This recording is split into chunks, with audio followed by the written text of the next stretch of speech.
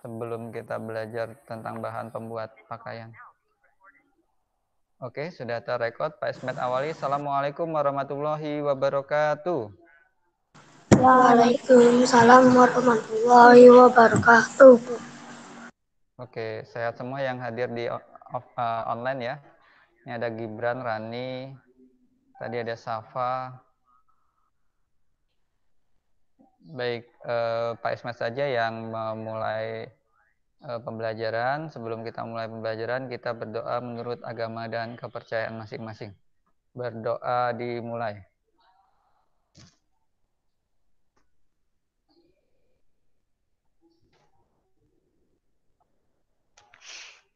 Doa selesai.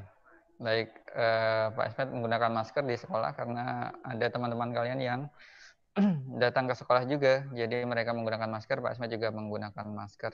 Kadang-kadang dibuka sebentar, tapi langsung digunakan lagi. Baik, sudah dibuka halaman 55.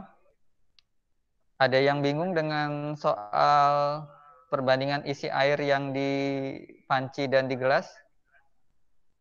Enggak. Tidak ya. Yang menjadi patokan yang di halaman 54 ya. Jadi satu panci berapa gelas? Halaman 54, satu panci itu diisi oleh berapa gelas sama dengan? 9 gelas. 9 gelas. Oke. Berarti kalau dia satu panci dan 3 gelas, banyakan yang mana ini? Kalau dibandingkan antara satu panci dan 3 gelas. Banyakkan satu panci. Banyakan satu panci. Kalau satu panci dan 10 gelas? Banyakan? 10 gelas. Banyakan 10 gelas. Ya, karena tadi satu panci adalah 9 gelas. Oke, sudah nyambung berarti. Kita lanjut ke halaman 62. Yuk, silakan ke halaman 62.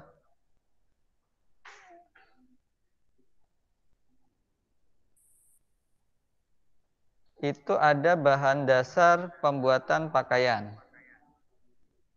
Nah, yang akan Pak Ismat jelaskan adalah tentang paragraf, ya, tentang informasi yang ada pada teks bacaan tersebut, lalu cara membaca teks ketika kita diminta untuk membaca teks nyaring. Kalau Pak Ismet tanya, judul dari bacaan ini apa?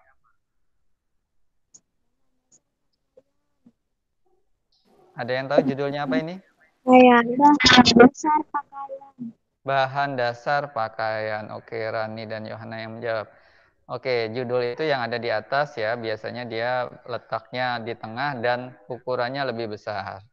Nah, kalau Pak Ismet tanya, di halaman 62 dan 63 itu,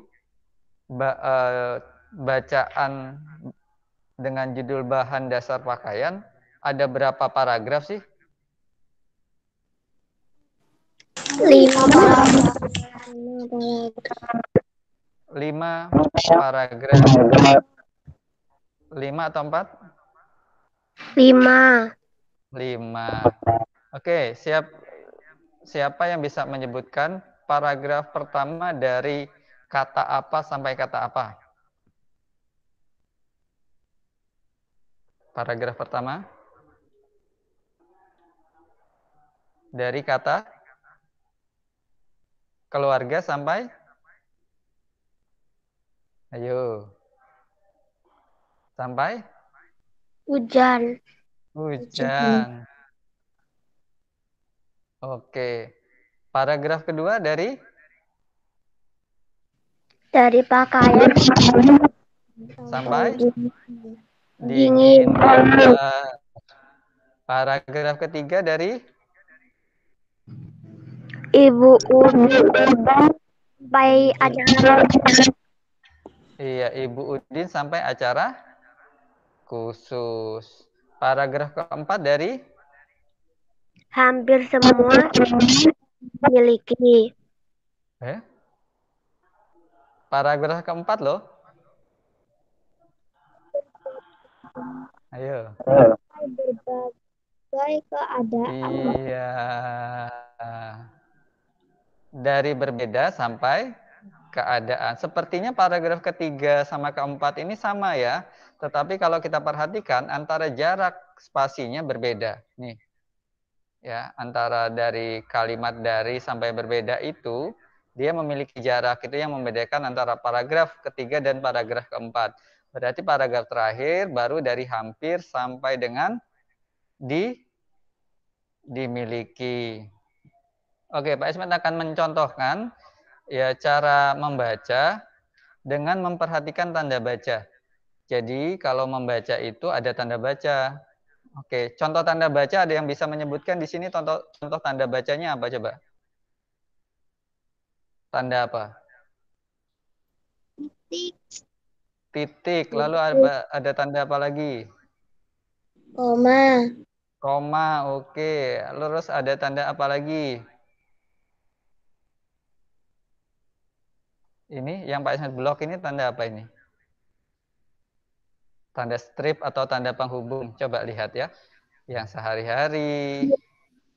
Ya, oke. Pak Ismet contohkan kalian menyimak terlebih dahulu. Ya, nanti kalian bisa mengikuti atau mempraktekannya di rumah ya. Pak Ismet akan bacakan di paragraf pertama.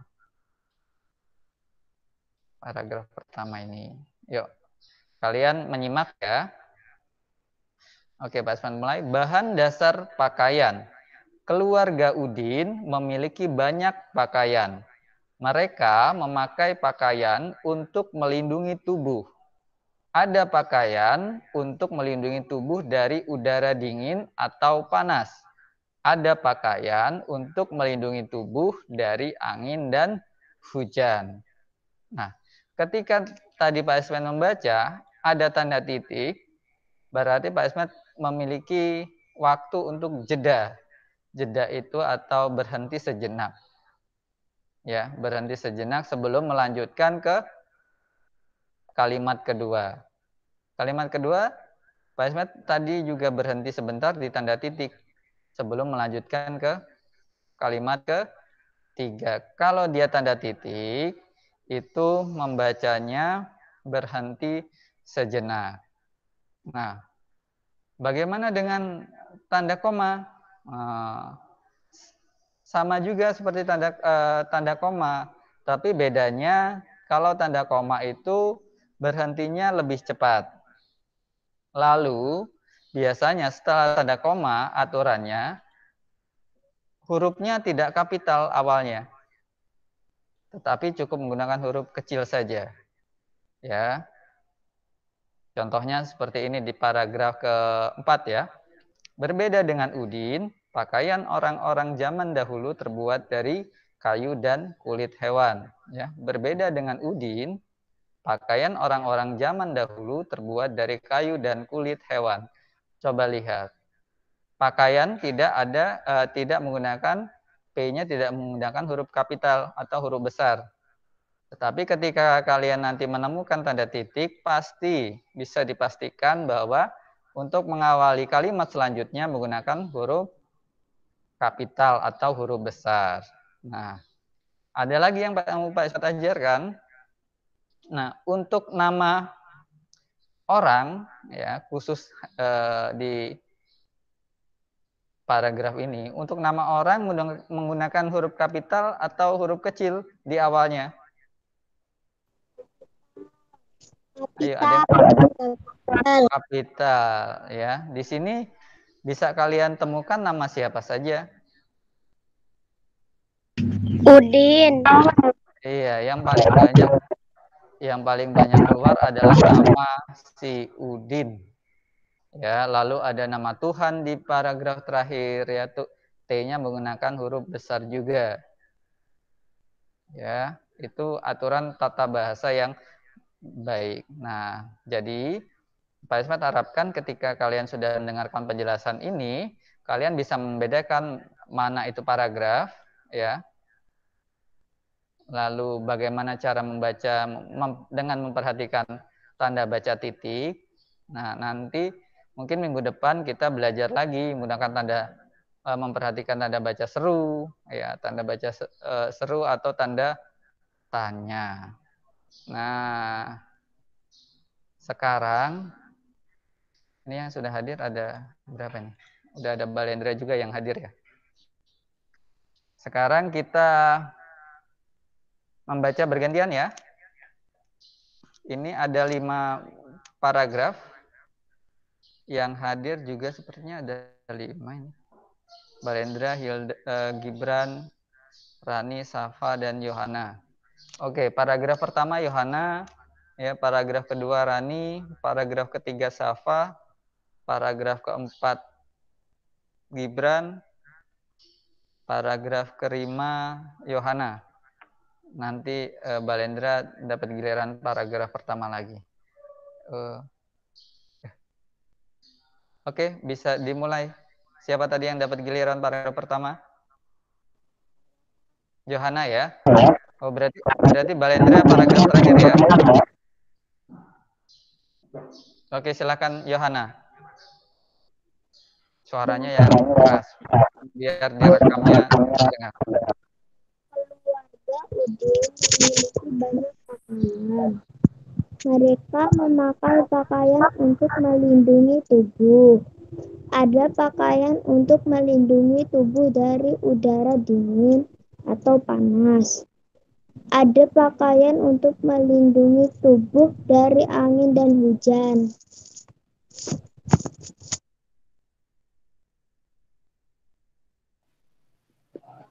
Pakaian keluarga Udin ada yang terbuat dari kapas dan bulu domba. Pakaian berbahan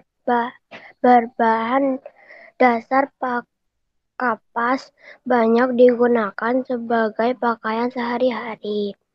Pakaian berbahan dasar kapas nyaman dipakai di siang hari. Pakaian berbahan dasar bulu domba dikenakan pada waktu tertentu.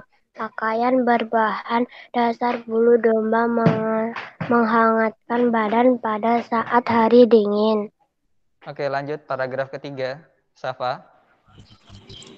Ibu Udin memiliki kain tenun yang terbuat dari serat sutra. Pakaian yang terbuat dari serat sutra termasuk pakaian istimewa. Pakaian yang terbuat dari serat sutra bisa digunakan saat acara khusus. Oke, lanjut Gibran. Berbeda dengan Udin, pakaian orang-orang zaman dahulu terbuat dari kayu dan kulit hewan. Pakaian mereka sangat sederhana. Satu pakaian mereka gunakan untuk berbagai keadaan. Oke, terakhir Balendra. Hampir semua bahan dasar pakaian terdapat di alam. Bahan dasar pakaian jumlahnya terbatas. Jagalah pakaianmu agar dapat digunakan dalam waktu yang lama.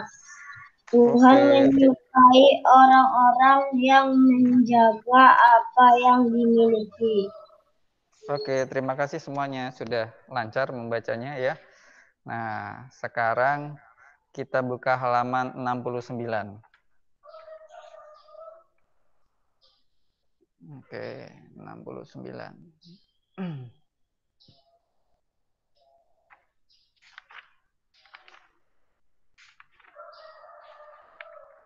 Sudah terbuka semuanya? Suruh ngapain itu? Membuat apa? Simetri lipat ya. Nah, kita di sini ingin membuat simetri lipat. Nah, Pak Ismail jelaskan dulu simetri lipat. Nah, simetri lipat itu ya ketika ada bangun datar ya bisa dipraktekkan menggunakan kertas, menggunakan karton. Nah, ketika dia dilipat, dia akan menutupi seluruh bagian lipatan, tidak tersisa atau tidak ada rongga. Ketika dia memiliki rongga, berarti dia tidak memiliki simetri lipat, ya, atau melipatnya salah. Contohnya itu di gambar pertama yang Pak Esmet kursornya di situ, ya. Nah, ketika dilipat dia akan membentuk persegi. Tadinya persegi panjang membentuk persegi. Mana simetri lipatnya? Yaitu yang di tengah. Ada garis putus-putus, ya, itu yang simetri lipatnya. Lalu yang kedua itu persegi panjang juga. Kalau tadi dilipat secara horizontal, sekarang dilipat secara vertikal. Nah, kalau dilipat secara vertikal seperti ini, ya, garisnya putus-putus di tengah. Nah, untuk gambar pertama dan kedua itu bisa disebut dengan simetri lipat. Coba perhatikan gambar ketiga. Ini disebut simetri lipat atau bukan? Iya. Iya atau bukan? Ayo. Iya. Kenapa iya? Alasannya apa? Ayo. Oke. Nah, tadi persegi panjang itu hanya memiliki dua. Ya, hanya bisa dilipat menjadi dua. Ya, dia bisa menutupi semua bagiannya. Nah, gambar satu, gambar dua. Ketika dia dilipat secara diagonal, ini secara diagonal nih, miring. Ya, ketika dia dilipat itu ada rongga yang tidak tertutup nih, yang di sebelah kiri depan bawah ini. Nah, ini tidak tertutup, jadi berarti dia tidak simetris. Seperti ini tidak simetris namanya. Nah, sekarang coba kita buka halaman 89. Sudah ketemu?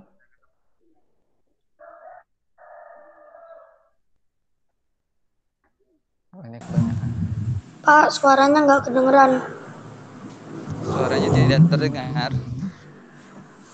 Oh, berarti Pak Esmet suruh. Oke. Mikrofonnya Pak Esmet dekatkan. Oke, buka halaman 89. 89 ada gambar apa itu? Contoh gambar simetris dan tidak simetris. Contohnya ya. Itu gambar apa itu? Gambar pohon atau gambar daun? Ya. Nah, ciri-ciri gambar simetris antara sudut kiri atau kanan atau sudut atas atau bawah itu sama. Sudah? Oke. Boleh diwarnai dulu coba. Pakai ini. Nah, antara kiri dan kanan sama. Ketika dia dilipat, semua bagiannya tertutupi. Nah, kemarin yang hadir di sekolah itu membuat seperti ini. Ya, pakai pertengahan kertas. Kalian bisa lihat gambarnya Pak Ismet. Nah, seperti ini ya. Kita hanya menggambar satu sudut saja. Lalu ketika digunting kita buka, dia akan membentuk gambar yang simetris seperti ini. Nah, ya, ini yang disebut simetris atau saling menutupi antara kiri dan kanan.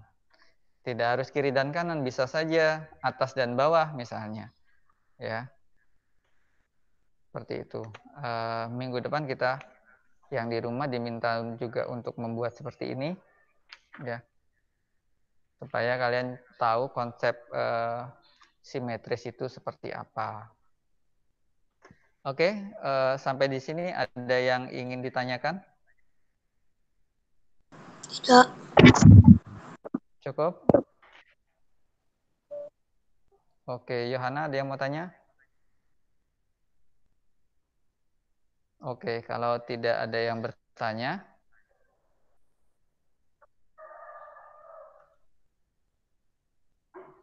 oke, ini yang baru bergabung, ada Rizky yang baru bergabung. Oke, tadi Pak Ismet sudah menjelaskan simetri lipat ya. Kalian bisa coba di rumah membuat simetri lipat, bisa menggunakan kertas atau menggunakan yang seperti ini ya, kertas misalnya ini ya, kertas penuh dilipat vertikal seperti ini. Tugasnya nanti juga seperti ini ya. Salah satu sudut salah satu bagiannya kalian gambar saja satu. Nanti Pak Isma contohkan.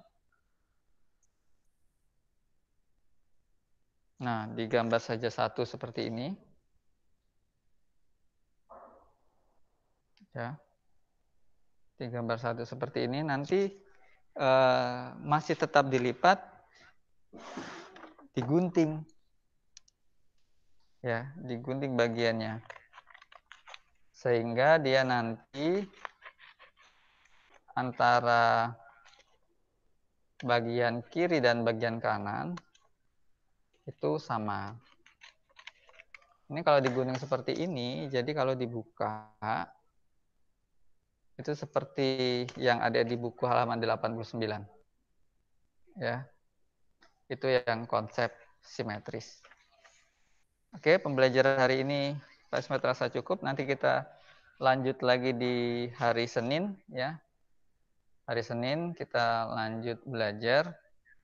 Mudah-mudahan pembelajarannya bermanfaat. Kalau tidak ada yang ditanyakan, kita berdoa untuk menutup pembelajaran hari ini. Berdoa mulai.